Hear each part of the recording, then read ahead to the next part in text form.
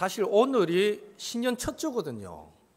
그런데 1월 7일이다 보니까 저부터도 한 주간 보내면서 벌써 2024년 한참 산 것 같은 느낌. 그러니까 오늘이 첫 주였구나 이런 생각을 뒤늦게 한번 해보게 되는데, 예, 첫 주여서 또 새해 복 많이 받으십시오 인사해봤습니다. 예. 영범아, 직장 첫 출근 괜찮았냐? 이번 지난 주 중에 첫 출근해가지고 근무했는데 얼마나 긴장되는 또 한 주였겠습니까? 예. 다들 승리하신 거 축하드립니다. 여러분, 구강청결제 중에 리스테린이라는 제품 아십니까? 아이고, 예, 제가 뭐 협찬 받은 거 절대 아닙니다. 예, 뭐 저렇게 생긴 거, 각을, 아마 저 각을 집에서 사용하시는 분 계실 텐데요. 저 제품이 처음 만들어질 때의 용도가 무엇이었는지 아십니까? 놀랍게도 이 리스테린은 다목적 살균 소독제로 처음 만들어졌습니다. 베이거나 긁히거나 작은 상처의 감염을 예방하기 위해 그 다친 부위에 부어서 소독하는 용도로 처음에 사용되었습니다. 특별히 처음 만들어졌을 당시에 그 여성 그 신문 광고에 보면 여성 모델이 등장해서 리스테린을 머리에 붓고 이 샴푸하는 머리 감는 사진도 있습니다. 그래서 그 사진 밑에 뭐라고 적혀 있나 하면 리스테린으로 머리를 감으면 비듬이 사라집니다. 따라하지 마십시오. 예, 정말 비듬 사라지면 지금까지 글에 쓰고 있지 왜 각을 하고 있겠습니까? 처음에는 비듬 치료제로도 이 리스테린이 사용되었다는 것, 참 신기할 일이 보입니다. 세월이 지나면서 많은 연구 끝에 소독하는 효과는 분명 있는데 이게 각을 하면 입안을 청결하게 하는 데 도움이 되겠구나. 특히 이 성분 자체가 일부를 삼켜도 몸에 무해한 성분이기 때문에 가글로 하면 좋겠다라고 연구가 됐고, 이것을 치과 의사들이 적극 활용하는 바람에 오늘날 이제 구강청결제로 자리 잡게 되었다라고 합니다. 이렇듯 어떤 물건은요, 본래의 용도와 달리 다른 용도로 사용하여서 더 좋은 효과를 보기도 합니다. 그러나 생각해 보면요, 어떤 물건은 이 물건을 본래 용도와 다르게 사용해서 더 좋은 효과를 거두는 경우는 사실 별로 없습니다. 용도와 다르게 사용해서 본래 용도를 벗어나면 응급 상황에서 차선책의 효과 정도는 거둘 수 있지만 그 결과를 만족할 수는 없다는 것입니다. 예를 들어서 리스테린 얘기했으니까 한 번 더 해볼까요? 요즘 이야기입니다. 이 구강청결제인 리스테린이 발냄새 제거, 각질 제거, 무좀에 좋다라는 연비어가 떠돌아서 이거를 그릇에다가 붓고 발을 담그는 일이 요즘 일어나고 있습니다. 여러분, 아무 효과 없다는 게 증명이 되었고 리스테린에 발을 담그면 그 각을 색깔대로 발톱이 염색된다는 것만 생각하시면 됩니다. 아무 의미 없다는 거죠. 본래 용도를 벗어나 봐야 큰 의미가 없다는 거예요. 병따개가 없어서 수저로 병 뚜껑을 딸 수 있습니다. 그러나 수저가 손상될 확률이 더 높죠. 그리고 우리나라의 에이즈 환자의 99%가 동성애자들이다라는 사실이 본래 용도를 벗어난 경우에 폐해를 잘 말해주고 있다라고 말할 수 있습니다. 이렇듯 대부분의 경우 그것이 물건이든 사람이든 간에 본래의 용도와 목적을 벗어나면 좋은 것보다는 나쁜 것이 더 많습니다.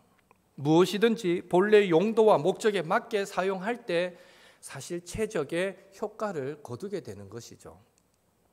여기서 우리는 우리 인간 존재의 목적이 무엇인가를 한 번 더 생각해 보게 됩니다. 여러분, 사람이 존재하는 목적이 무엇일까요? 기독교의 중요한 교리를 요약하여 체계적으로 교육시킬 목적으로 만든 것을 요리문답서라고 합니다. 대표적인 요리문답서인 웨스트민스터 요리문답서 1번은 이렇게 질문합니다. 인생의 제일 큰 목적이 무엇입니까? 이 질문에 이렇게 답을 달고 있습니다. 같이 한번 읽어보겠습니다. 인생의 제일 된 목적은 하나님을 영화롭게 하고 그를 영원토록 즐거워하는 것입니다. 아멘. 또 다른 요리문답, 하이델베르크 요리문답 6번은 이렇게 질문합니다. 하나님께서 본래 인간을 악하고 불의하게 지었습니까? 이 질문에 이 하이델베르크 요리문답은 이렇게 답합니다. 함께 읽습니다.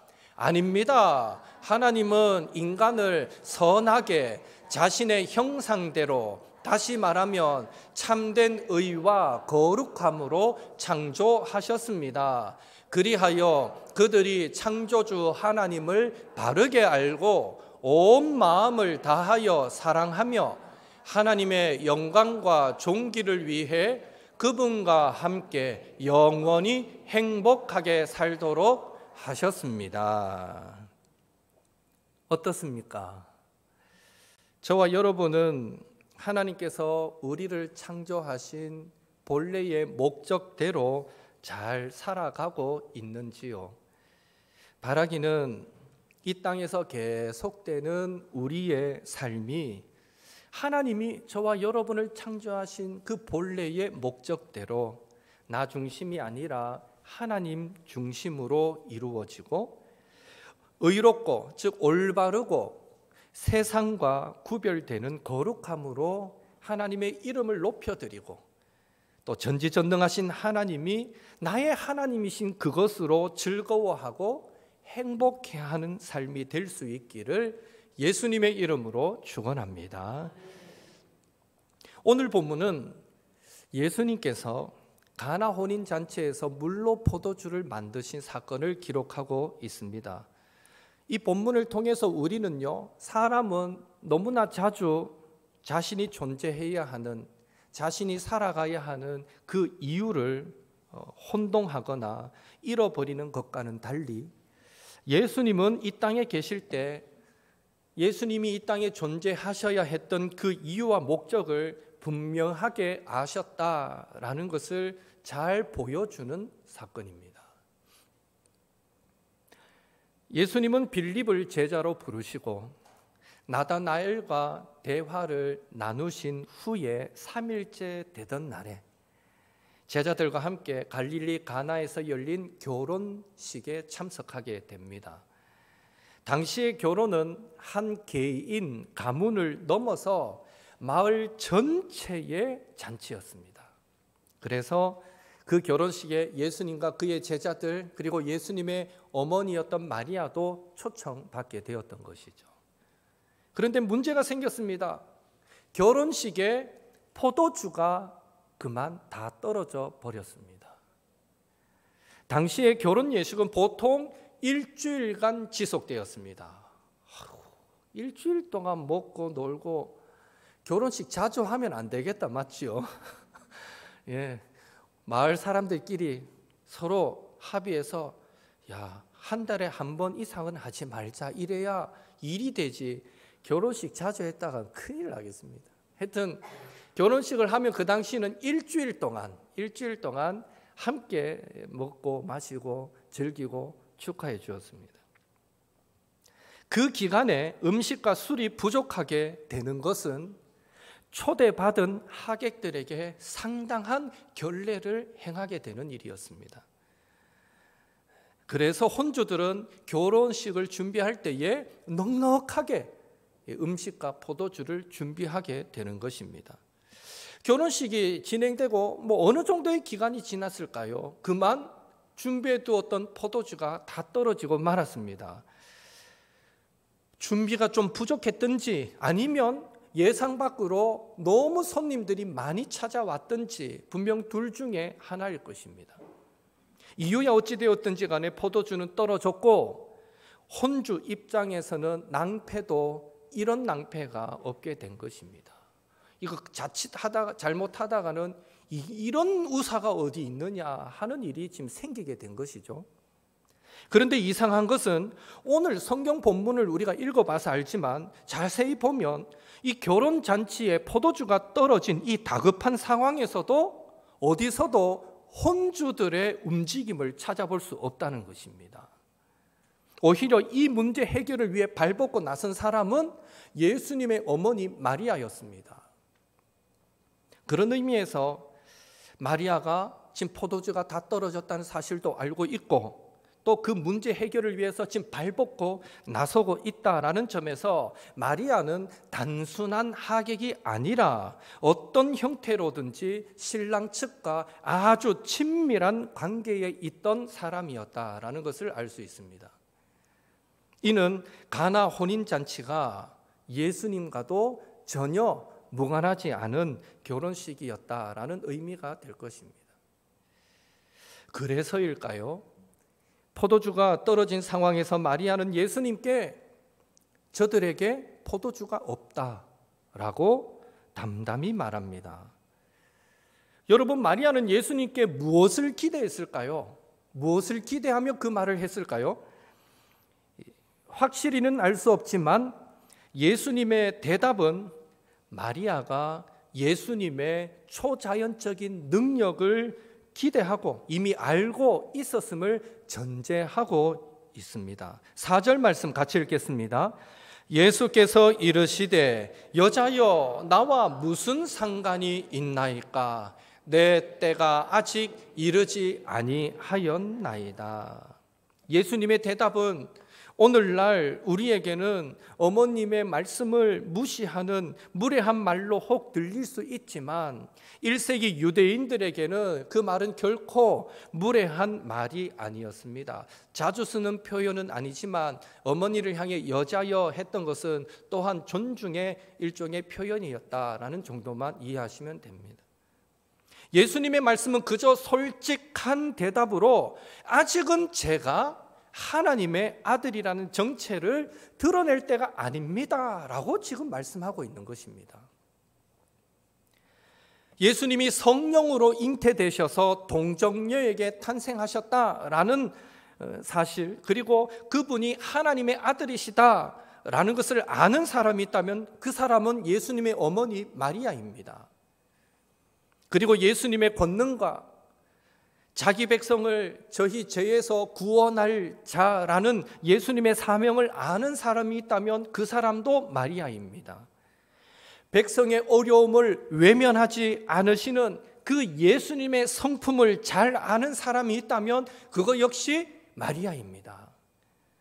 그래서 혼인잔치에서 포도주가 떨어졌을 때 즉시로 도움을 줄 수 있는 유일한 분이 예수님이시다라는 사실을 잘 아는 사람도 마리아였던 것입니다.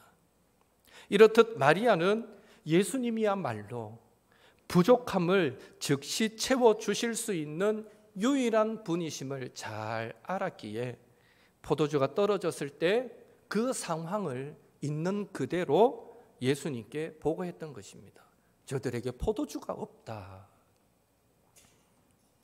놀라운 사실은요, 마리아는 예수님께 저들에게 포도주가 없다라고만 말하고 모든 처분을 예수님께 온전하게 맡겼다는 것입니다.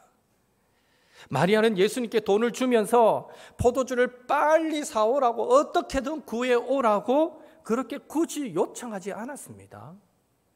어떻게 하면 좋을지, 마리아가 인생을 더 많이 살아봤기 때문에 그 인생의 경험을 가지고 예수님께 나름대로의 해법을 제시하지도 않았습니다. 그저 마음속에 염려를 말하였을 뿐이고, 심지어 마리아는 아직 내 때가 아닙니다 하면서 거절하시는 듯한 예수님의 대답에 재차 요구하지도 않으시고 또 그 거절당하는 듯한 그 표현에 전혀 어떤 불편한 기색도 나타내지 않았습니다. 그리고 주변에 있던 하인들에게는 예수님께서 그들에게 무슨 말씀을 너희들에게 하시든지 다 그대로 해라 라고 분부까지 하는 것을 봅니다. 이런 마리아의 행동이 의미하는 바가 무엇일까요? 그것은 예수님께는 즉각적인 상황 해결 능력뿐 아니라 모든 피조물을 다스리는 능력이 예수님께 있다라는 것을 마리아는 믿었다는 것입니다. 그 믿음이 있었기 때문에 이 일련의 행동들이 가능했던 것이죠. 여러분, 이런 마리아의 모습이 마태복음 8장 5절에서 13절에 나오는 로마 군대의 백부장의 모습과 비슷하다라는 생각이 들지 않습니까? 그 백부장이 예수님을 찾아와서 처음에 했던 말이 무엇입니까? 마태복음 8장 6절 같이 읽겠습니다. 이르되 주여 내 하인이 중풍병으로 집에 누워 몹시 괴로워하나이다. 백부장은 예수님께 중풍병에 걸린 하인을 고쳐달라고 말하지 않습니다. 마치 포도주가 떨어졌다라고만 말했던 마리아처럼 백부장은 그저 자신의 하인이 중풍병에 걸렸는데 그 병 때문에 괴로워한다라는 그 상황만을 예수님께 말했습니다. 그러자 예수님께서 먼저 내가 가서 고쳐주지 하고 말씀하셨고요. 그럴 때에 백부장은 자신의 집이 너무 누추하다면서 예수님을 저희 집에 모시기에는 제가 감당할 수가 없습니다 라고 말하면서 백부장이 뭐라고 말하냐면 다만 말씀으로만 하옵소서, 다만 말씀만 하십시오. 그러면 내 하인이 낫겠습니다. 이는 로마 백부장에게도 예수님의 말씀 한마디면 즉각적으로 문제가 해결된다라는 믿음, 예수님께는 모든 피조물을 다스리는 능력이 있다는 믿음이 있었다라는 것을 우리에게 말해주고 있습니다. 혼인잔치에 포도주가 떨어진 것을 말하는 예수님의 어머니 마리아의 모습에서 하인이 중풍병으로 괴로워한다는 것을 말하는 로마 백부장의 모습에서 우리는 하나님을 향한 확신이, 하나님을 신뢰하는 믿음이 우리 기도 생활에 어떤 영향력을 끼치는가를 잘 말해주고 있는데요. 그것은 하나님이 우리의 기도를 들으시고 도와주심을 믿기 때문에 담대히 하나님 앞에 나아가 우리의 필요를 아뢰게 되고 곧바로 기도 응답을 받을 준비를 하며 기대 가운데 우리는 살아가게 된다라는 것입니다. 바로 이 마리아의 모습에서, 로마 백부장의 모습에서 우리는 기도할 때 우리의 자세가 이러해야 한다라는 것을 배우게 되는 것입니다. 마리아처럼, 로마 백부장처럼 저도 여러분도 때로는요, 우리 스스로 해결할 수 없는 그런 인생의 어려움에 처할 때가 있습니다. 그럴 때 여러분은 이전에 어떻게 하셨습니까? 혹시 여러분 스스로 생각한 문제 해결 방법을 하나님께 말씀드리고 나서 그대로 응답해 주시지 않는다고 혹시 불평해 보신 적은 없으신지요? 오늘 마리아와 로마 백부장이 우리에게 가르쳐주는 기도의 자세는 담대히 하나님 앞에 나아가 우리의 필요를 말씀드리라는 것입니다. 그리고 모든 처분은 온전히 하나님께 맡기라는 것입니다. 왜 그렇습니까?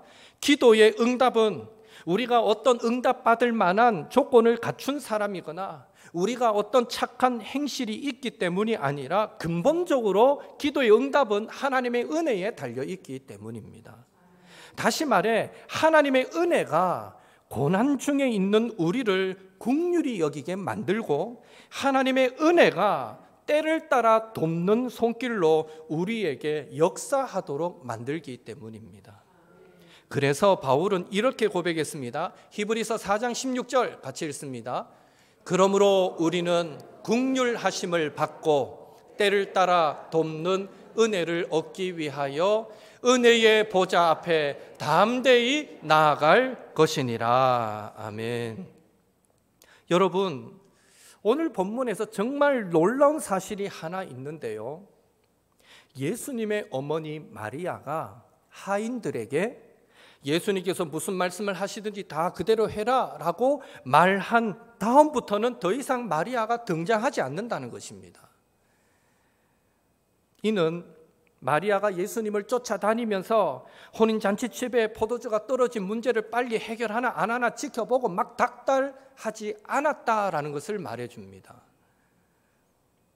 즉 예수님께 필요를 말한 것으로 모든 것을 믿고 맡기고 기다렸지 조급해하지 않았다라는 것을 말해주고 있다는 것입니다. 바라기는 우리도 마리아처럼 우리 인생 가운데 종종 내 힘으로 해결할 수 없는 어려움들을 만날 때에 저와 여러분을 긍휼히 여기시고 때를 따라 돕는 은혜를 베풀어 주시는, 돕는 은혜를 베풀기를 원하시는 그 하나님께 예수님의 이름으로 우리의 필요를 담대히 아뢰시고 기도한 다음에는 조급해한다고 문제가 해결되는 것이 아니니 하나님의 처분을, 그 기도의 응답을 온전히 주님께 맡기며 예수님께서 저와 여러분 가운데 행하실 놀라운 일들을 믿음으로 바라보면서 기대하고 기다리는 그런 믿음의 성도님들이 다 될 수 있기를 예수님의 이름으로 축원합니다. 예수님의 어머니 마리아가 하인들에게 예수님이 무슨 말씀을 하시든지 다 그대로 해라 하고는 이 무대에서 퇴장해 버립니다. 이제 드디어 예수님이 일하시기 시작하죠. 6절 이하에 보면 먼저 눈에 들어오는 것은 유대인의 정결 예식에 따라서 사용되는 6개의 돌 항아리입니다. 이 돌 항아리는 유대인의 정결 예식을 위한 것이었기 때문에 아마 예수님께서 쓰실 때까지는 사용되지 않은 채 비어 있었을 것입니다. 예수님은 그 돌 항아리를 향해서 어떤 이상한 주문을 외우지 않았습니다. 가서 또 그 항아리를 만지면서 어떤 이상한 행동을 하지도 않았습니다. 그냥 하인들을 향해서 돌 항아리에 물을 채우라라고 하신 다음에 물이 다 채워지니까 그 채운 물을 떠서 연회장에게 가져다 주라고 지시하셨습니다. 그렇게 하인들이 예수님께서 지시한 대로 순종하여 그 돌 항아리에 물을 채우고 채운 물을 떠서 연회장에게 가져다 주는 사이에 어느 시점인지는 알 수 없지만 어느 한순간에 그 물은 변하여 포도주가 되는 기적이 일어났습니다. 물이 변하여 포도주가 된 그 포도주를 맛본 연회장의 반응이 무엇이었습니까? 10절 말씀 같이 읽겠습니다. 말하되 사람마다 먼저 좋은 포도주를 내고 취한 후에 낮은 것을 내거늘 그대는 지금까지 좋은 포도주를 두었도다 하니라. 이 결혼식은 처음에도 좋은 포도주가 나오더니 나중에는 더 좋은 포도주가 나오네라고 말했다라는 것이죠. 오늘 본문의 강조점을 예수님께서 물로 포도주를 만드신 그 기적 현상에 두거나 하인들의 순종에 두면 우리는 행간을 잃지 못하는 격이 되고 맙니다. 사실 물로 포도주를 만드시는 것은 예수님께 그다지 큰일이 아닙니다. 죽은 자도 살리시는 분이신데 그 물로 포도주를 만드는 일이 뭐 그렇게 큰일이겠습니까? 그 자체, 그 현상에 초점이 있지 않습니다. 또한 당시의 하인은 윗사람이 시키면 시키는 대로 순종하는 자들이었습니다. 자신의 의지를 들여서 순종했던 것이 아닙니다. 따라서 사실 그 하인이 믿음으로 순종했다, 하인의 순종에 강조점을 둘 이유가 하나도 없는 것입니다. 오히려 그 하인에게 어떤 말씀을 하시든지 그대로 하라고 말했던 마리아의 순종의 자세가 더 빛날 뿐입니다. 그런 의미에서 오늘 물이 변하여 포도주가 된 사건이 강조하여 말하고자 한 것은 모든 것이 예수님을 통해, 예수님으로 말미암아, 예수님을 위하여 창조되었다라는 것입니다. 예수님이 바로 무에서 유를 창조하신, 물을 포도주로 만드신, 변화시키신 창조주 하나님이시라는 것을 강조해 주고 있습니다. 그래서 바울은 골로새 교회 성도들에게 예수님을 두고 이렇게 말했던 것입니다. 골로새서 1장 16절 같이 읽습니다. 만물이 그에게서 창조되되 하늘과 땅에서 보이는 것들과 보이지 않는 것들과 혹은 왕권들이나 주권들이나 통치자들이나 권세들이나 만물이 다 그로 말미암고 그를 위하여 창조되었고. 이렇듯 예수님은 물로 포도주를 만드시는 첫 기적을 통해서 자신이 하나님의 아들이시다라는 것을 분명한, 자신의 정체성을 분명하게 계시해 주셨습니다. 이는 시간상으로 보면요, 이틀 전에 요한복음 1장 49절에 나다나엘이 예수님을 향해서 당신은 하나님의 아들이요 당신은 이스라엘의 임금이십니다 라고 했던 그 고백에 대한, 오늘 물로 포도주를 바꾸신 사건은 그 고백에 대한 구체적인 예수님의 응답이 되는 것입니다.